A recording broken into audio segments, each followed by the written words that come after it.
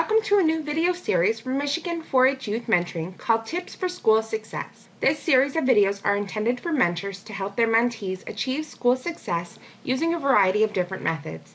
This video will discuss the theory of multiple intelligences developed by Howard Gardner.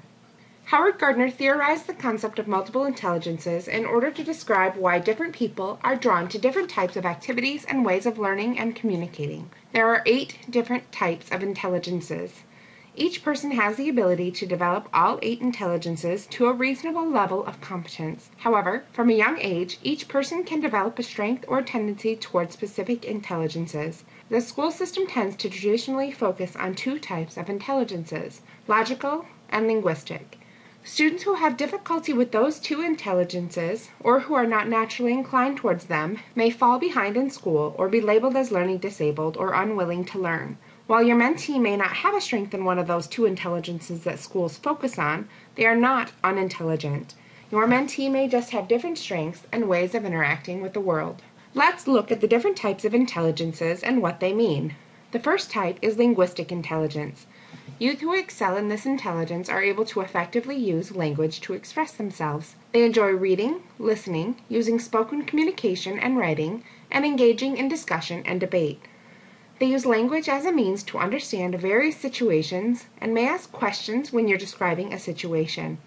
If your mentee exhibits the characteristics of this intelligence, they may enjoy puns and word games. They may also be sensitive to the subtle meanings and uses of words or phrases and use this knowledge to construct a second layer of meaning in conversations. The second type is logical mathematical intelligence. Youth who identify with this type of intelligence like to analyze problems logically. When they're faced with a decision, they like to look at the facts and reason through their options to come to a logical and beneficial decision. Your mentee may be proficient with mathematical and scientific calculation, but not all youth with a strong logical mathematical intelligence will be. These youth are capable of rationally analyzing how a small event or situation is part of a larger structure. Your mentee may be very good at seeing the big picture. Your mentee may also seek out opportunities to explore and solve problems through logic and reasoning. The third type of intelligence is musical intelligence. Youth who have a strong musical intelligence will appreciate musical patterns, performance of musical works, and can recognize musical pitches and rhythm. Your mentee may like to think in music or sound patterns. They may like to communicate by manipulating the pitch, tempo, and volume of sounds, and may play a musical instrument or sing. Not all youth will create music, however, and your mentee may also just be able to hear subtle differences in sounds. Youth with this intelligence can pick out variations between sounds and can identify changes in sound patterns, including mechanical and other non-musical sounds. Spatial visual intelligence is the fourth type of intelligence. Youth who are in this group can easily navigate or map the spatial worlds in their minds. Your mentee may be able to remember city streets and navigate to new places easily based on past information. They may also be able to recall things that they've seen and accurately visualize them in their mind to describe these images to other people. Youth who are strong in this intelligence are sensitive to the visual world and the arts. They may also be interested in creating artwork in order to communicate with others. The fifth type of intelligence is a bodily kinesthetic intelligence. Youth who identify with this type of intelligence will use their body, in whole or in part, to express themselves, create an object or performance piece, or to solve problems. They may enjoy touching objects to observe them, role-playing, creative movement, playing sports, and engaging in physical games and activities. Not all youth with a strength in this intelligence will use their whole body, though.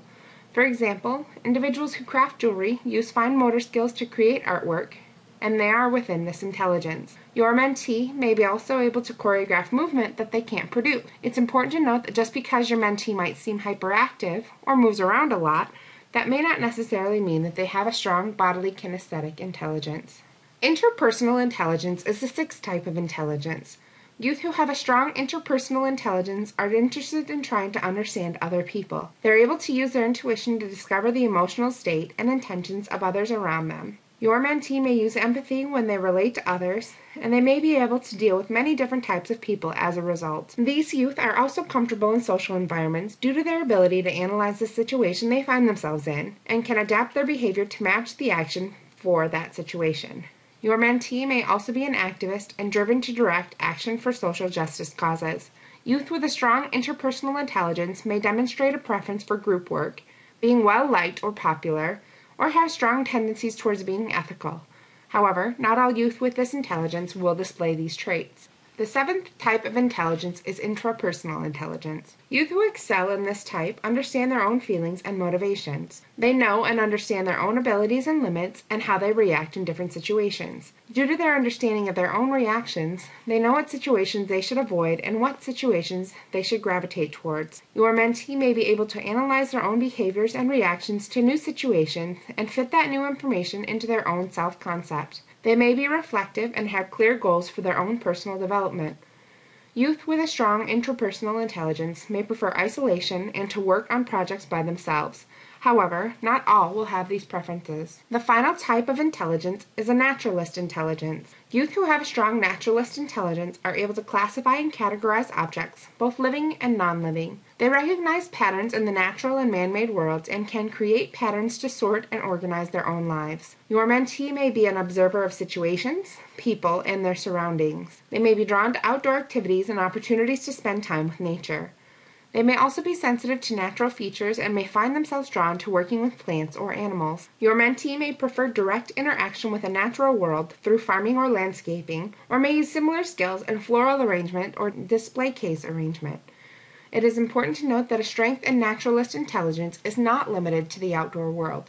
After learning about the different types of intelligence, you may be able to easily identify which type of intelligence your mentee identifies with the most. If not, have a conversation with your mentee and ask them about how they learn and process the world around them. As you get to know the ways in which your mentee processes information, you can help him or her to translate the content shared in school into personally meaningful messages that might help them better learn the material.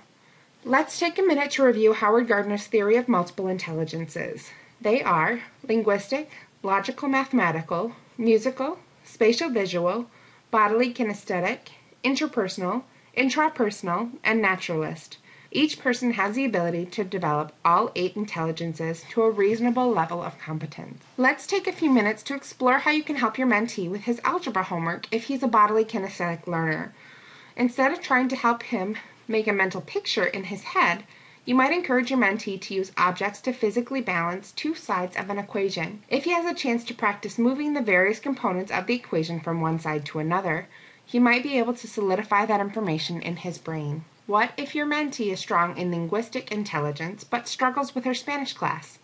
She might love to read but finds difficulty in remembering the translations. One way to help her study her vocabulary is to create word associations with the language she's most comfortable with. For example, in Spanish, watermelon is sandia and peach is melocotón. If we associate watermelon as a food we eat in the summer at the beach in the sand, it's not hard to remember the correct word. If we remember that the Spanish word for peach looks like the English words for melon and cotton, we may associate it with the fruit that we all know has a fuzzy, cotton-like skin. Just like we're all diverse in a variety of ways, the ways individuals process information and learn new content are different. Howard Gardner's theory of multiple intelligences provides us with one framework for understanding how we operate as learners. If you're interested in learning more about Gardner's theory of multiple intelligences, check out his books, Frames of Mind, The Theory of Multiple Intelligences, as well as Multiple Intelligences, New Horizons, and Theory in Practice. Future videos will explore other theories of education and help you as a mentor to better support your mentee as he or she strives for success in school. Make sure to like Michigan 4-H Youth Mentoring on Facebook to learn more about activities you can do with your mentee and to catch the next video in the Tips for School Success series.